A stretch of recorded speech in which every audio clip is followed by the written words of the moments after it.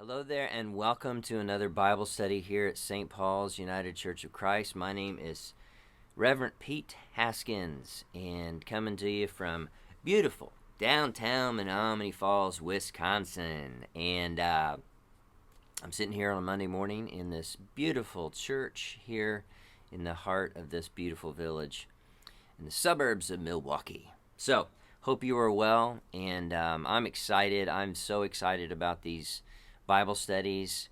I'm totally nerding out on all this stuff. I love it, and I'm really starting to get into this. So today we're going to be talking a little bit more about this section in John 3 about Nicodemus and the births.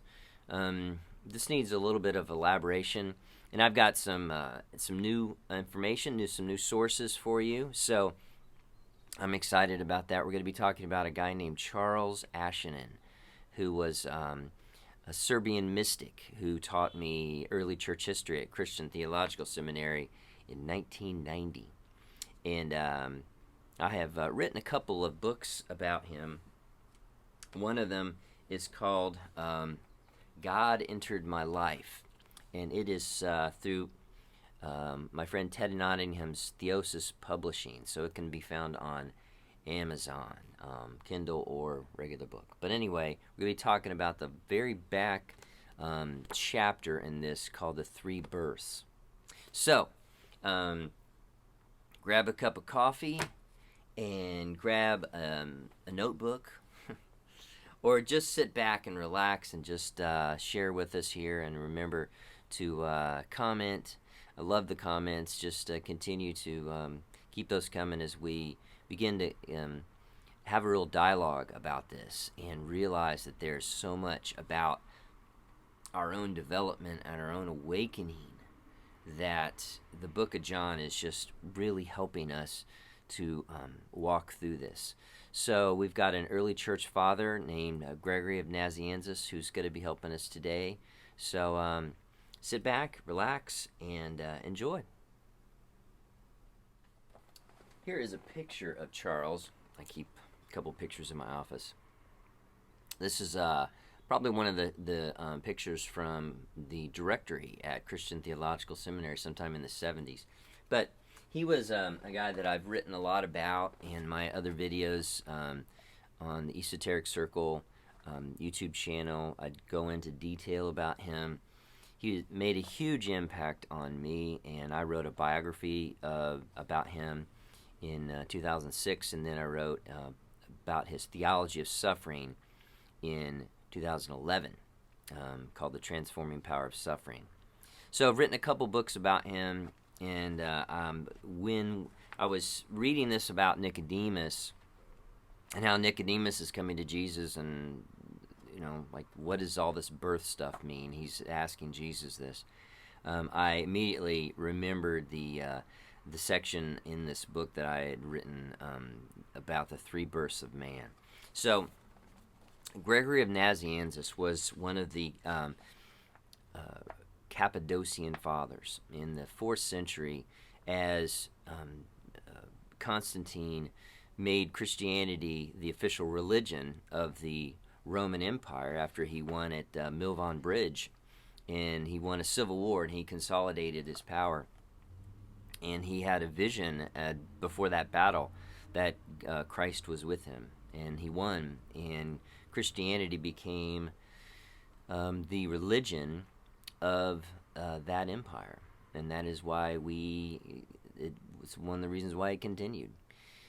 So Constantine plays a huge part in this, and these early church fathers began to really take the spirituality of Christianity to a different level, because all of a sudden Christianity was the accepted religion and everyone was a Christian. And it, as you can well imagine, a lot of shallow Christians started to pop up because everybody was expected to be that. So these early church fathers really took it to a different level, and Gregory of Nazianzus was a guy that was a poet and a theologian. And he was someone who Charles was fascinated with. And I finished up this book on Charles with this little study about this, and I want to read to you a little section of a poem that Gregory of Nazianzus wrote, entitled "To Vitalian from His Son." So stay with me here for just a second. Gregory of Nazianzus writes, "By his first birth of flesh and blood, man arrives on earth and quickly disappears. Then comes the second birth of the Holy Spirit, when the light from on high descends upon him as he is washed by the water of baptism. The third birth, through tears and sufferings, makes clean God's image in us, which has been obscured by evil. The first of these births we have from our fathers, the second from God, and the third we ourselves are the authors, appearing to the world like a grateful light." So, Gregory of Nazianzus says that there are 3 levels of development that we must go through. This, as we talked about in the last video, this awakening, purification, and this illumination stage, which is kind of a general blueprint of it. But Gregory goes into great detail here in this poem. Charles had written an essay. Well, actually, it was a talk that he gave to psychotherapy students there at CTS back in sometime in the 70s. I'm not sure when. But he wrote this article about it, and I got a copy of this. That's how I based this section on the book, was from this essay that he wrote. So we're going to talk a little bit about these 3 births. So let's jump right into it here. Remember, this is all connected to Nicodemus. And Nicodemus asking these questions of Jesus. What are you talking about, Jesus? What is all this? And in that passage, Nicodemus hardly even speaks. Jesus is the one who is speaking, and he's saying to Nicodemus, you should know these things. So the early church fathers, and this is one of the reasons why I really find a connection between Gnosticism and the early church, and even with some of the pre-Christian religions of the Slavs. And we can get to that here in a minute. So there's just a whole bunch of stuff we're going to be going through here. Got some more sources here, so stay with us here. But let's go through this first birth first. The first birth is to be born from your parents. All right, let's talk about this, okay? Stay with me. It made me curious too. I'm like, born from our parents. All right, what does this mean? So he has basically 3 points Charles makes here in terms of what does this mean. Firstly, in order to be born from our parents, you must be reconciled with them. You have to have some reconciliation with them. You can't just be forcibly torn from them. Secondly, you must see your parents objectively, physically, psychologically, as being outside of your life. In other words, you have to admire your parents and not worship them. And thirdly, you must see yourselves as related to your parents through God. And it is your duty to God first, not a sentimental obligation to your parents. So you might say, well, what is all this being born? Why do I need to have an objective look with my parents? Because all of us have different experiences with our parents. And this really resonated with me because I was very, very close to my parents. And in this poem, he alludes to this idea that being a human being is being and having an awakening, as the Gnostics talk about it, and being in this existence, in this fallen world, as the Gnostics talk about, and as the early Christians talk about, that this world is a fallen world, that we have to have a series of awakenings, and these series of awakenings are also called births. These series of births.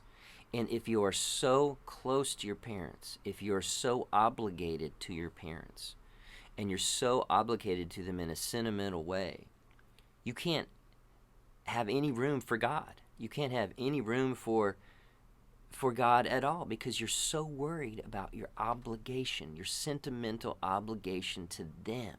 And you're so worried about them that you can't do anything but sit here and say, well, what would my parents say? What would they do? What do they want me to do? And I get this. I understand this. And maybe you do too. We have to have some independence from them. We have to love them. We have to see them as primarily related to us through God, and not just our own physical genetic relationship that we have with them, that we come from them. We have to have that independence from them, and it all starts with that. You know, one of the things that Charles is talking about here, and with Gregory of Nazianzus, you know, in the pagan world, children were considered property. They were considered property, and they were considered someone that they could trade. I mean, literally. So this is a whole different way of looking at your parents. And as this has evolved, we realize that we need to be not just physically away from them, but we have to psychologically detach ourselves from them and realize that in order to truly be awakened, if you're going to truly be awakened, you have to have this separation from them. And you can't be sentimental in your connection with them. You have to love them. He's not saying you shouldn't love them. What he's saying is you have to be born from your parents. You have to have some objectivity. You have to have some independence. Without that, you can't move forward. All right. The birth number 2 is being born from God. Firstly, we have to understand that the relationship between God and humanity, the creator and the created, is one of separation. We are separated from God. And in order to find reunion, we must fully develop our own humanity and our own personalities first. And one of the default settings, evidently, that we have as human beings is to assume that we don't need God. And atheism is very prevalent in a lot of our lives because we feel like we can just get this done on our own. Right? You see this. And you see this so much, even in a lot of the right-wing Christianity of our day in America. There's really a lot of atheism within that, because it is just a sense that I'm just going to make my own way.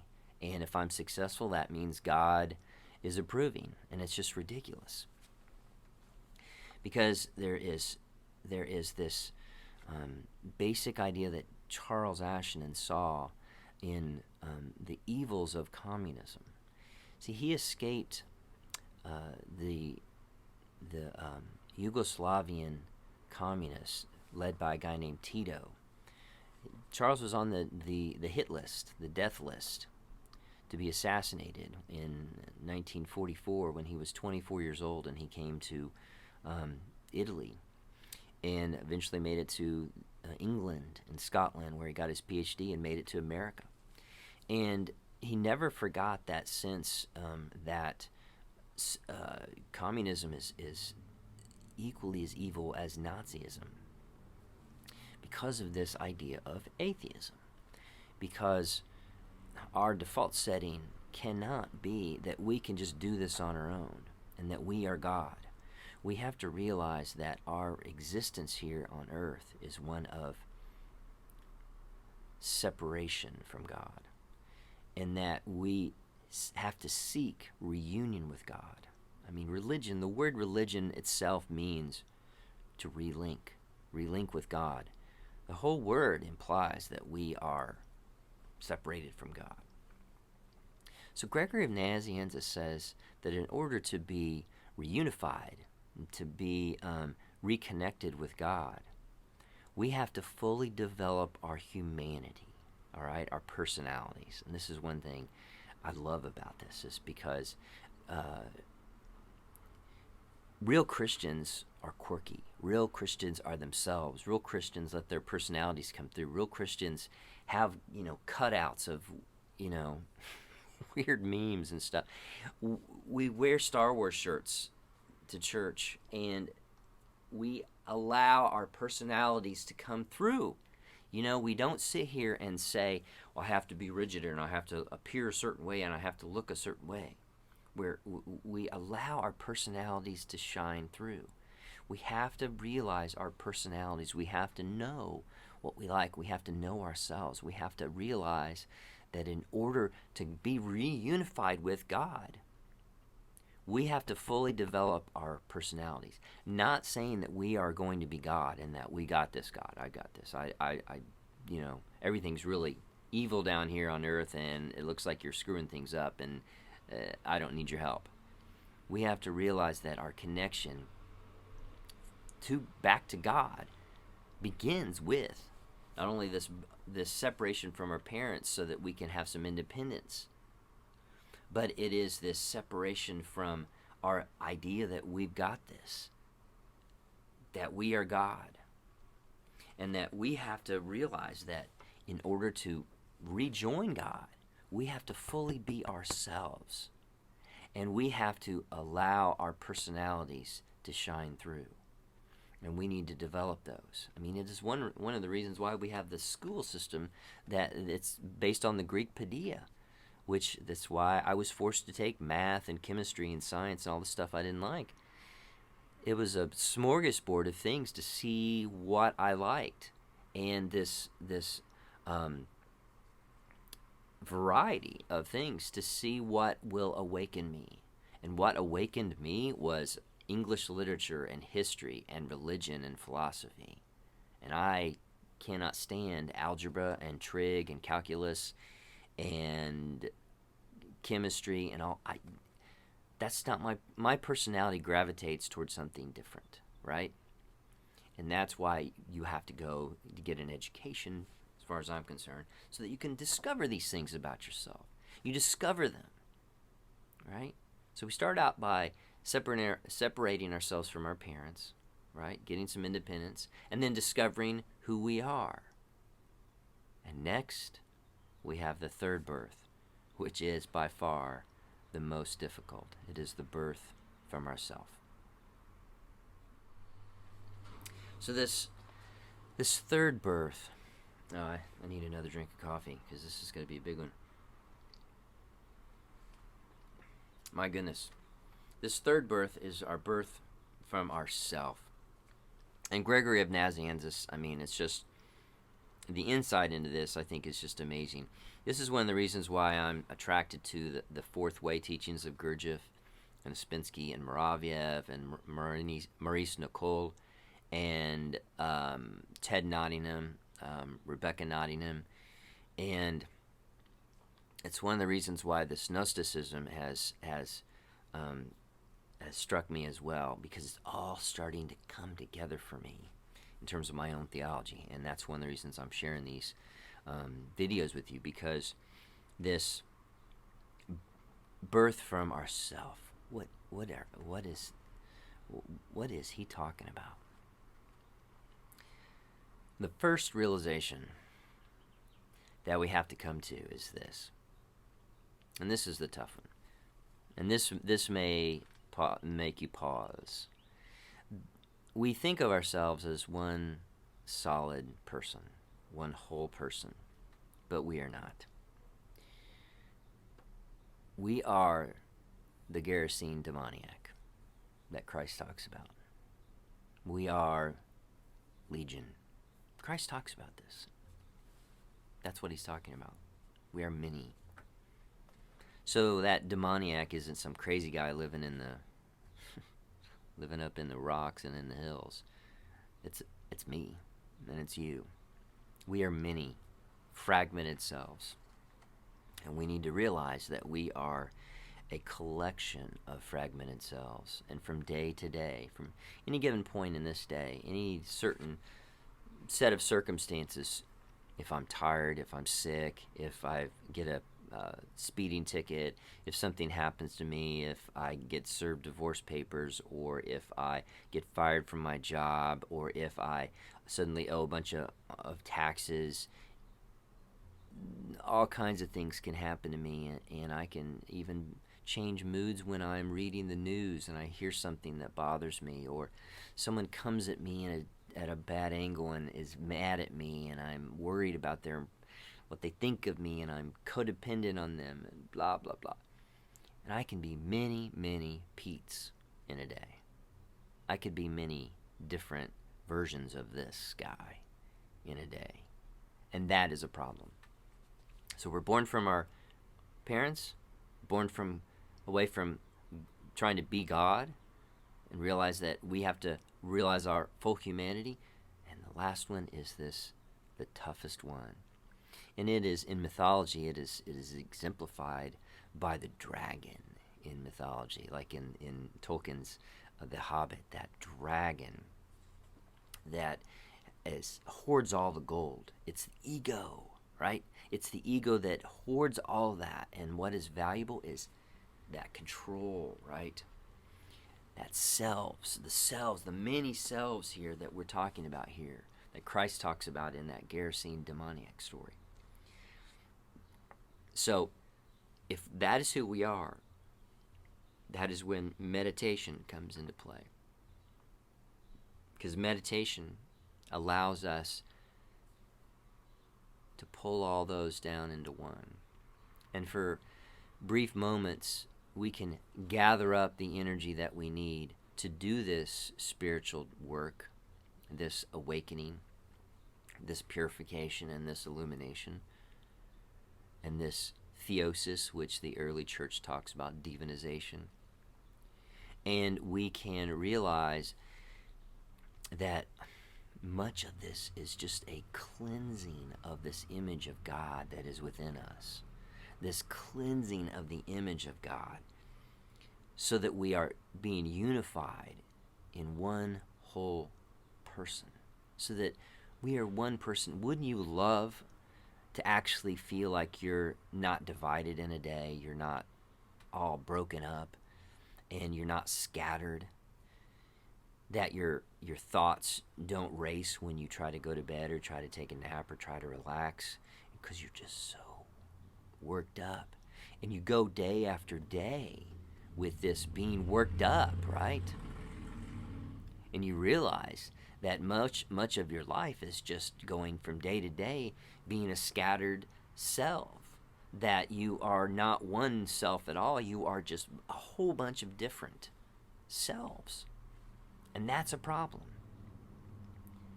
And you have to make a decision, and this is where in the book I talk about this, about Charles, about how Charles was very connected with the existentialists, Nietzsche even, and Kafka, and Dostoevsky, and Kierkegaard, Camus, Sartre, these guys that talked about how important it is to make a decision about this, and to say, you know what, I'm going to make a decision here to go toward this reunification of all the scattered selves within me. And this decision to go toward this and to say, I don't understand this. How can I be many selves? To not worry about trying to understand it, but just using the Jesus prayer, calming your mind, using that prayer, and being able to examine yourself, being able to realize that this is all a process. This is a lifelong journey, folks. This is a lifelong journey of reunification. And this relinking yourself to God is not just a one-time deal. You can't just take, a pill or a cold bath or yoga or what. This is a lifelong journey. And it is a commitment to reunifying yourself with God. And when you make that decision, the seeds of consciousness are germinated, right? I preached about that yesterday at St. Paul's. The kingdom in Mark 4, Jesus talks about how the kingdom of God is like scattering seeds, and you don't know how they germinate, but they germinate when you make that decision, and then you make that lifelong commitment to taking care of that tree, that the mustard seeds, and the birds that come into that mustard seed bush.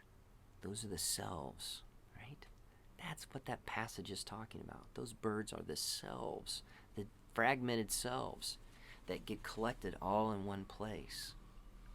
Boris Moraviev talks about this in terms of metal filings, like our consciousness and our bifurcated, divided self is like a whole bunch of metal filings in a can that is heated up so that they all get melted into one direction. We have our scattered selves, and the key is to get pointed in the right direction. Get all of these selves unified and be a unified self, right? That's the key, because so much of our life is spent feeling scattered. Do you feel scattered? That's your main question. And if you do, this stuff to me makes sense. This stuff to me makes sense because it unifies me. Otherwise, I feel like I'm just, passing my time here on earth. That I'm really not making, any progress whatsoever because I'm just so worried about other people. I'm worried about my parents, or I'm worried about taking control of life and being God, or I'm worried about all of these things, and all of a sudden I realize when I get to this point, I realize that I really am just a whole bunch of scattered selves, and I don't want to be. I want to be useful. I want to be a co-creator with God. I don't want to be the creator, right? I don't want to be that. Let God be that. I want to be a co-creator, though, with my own personality, with my own personality shining through. I want to be fully developed. I want to be fully developed, and I want to be helpful. I want to be helpful to this world because guess what? We really need help now. Our environment is degrading and deteriorating. Politics aside, it is. And it's a big deal, and it's going to be a big crisis. We need all hands on deck. We need to allow God to work through us. How can God work through you when you're just worried about your parents? How can God work through you when you're just worried about taking control of your life and being God? How can God work through your life when you're just a bunch of scattered, separated selves that just is just chaos inside of you? You have to have some sense of reunification, and this is a process. So throughout the Jesus prayer, you can use these three levels and examine, how are you doing with, with your parents? How are you doing with taking control of your life? Are you OCD? Do you have issues with that? Do you have to have control of everything? You feel scattered, and you examine. My brothers and sisters in the recovery community know all about this, right? Step 4, that moral inventory.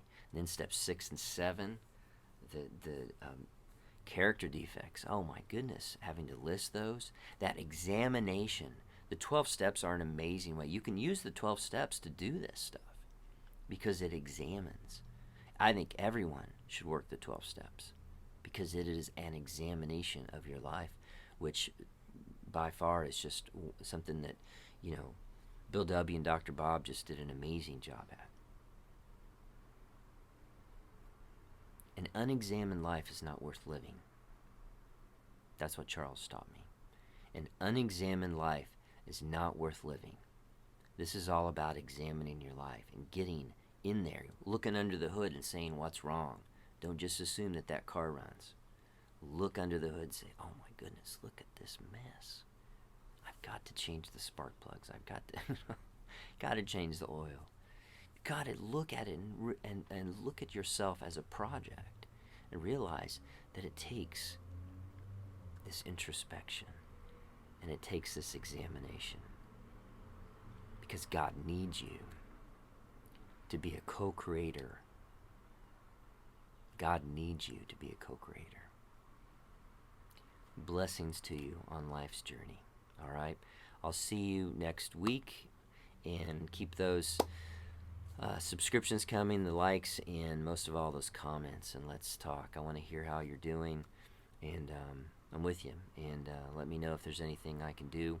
But thank you so much for sticking with me here today, and this really some amazing teachings from Charles Ashanin and Gregory of Nazianzus, just a whole bunch of stuff. So blessings to you on life's journey, and I'll see you soon.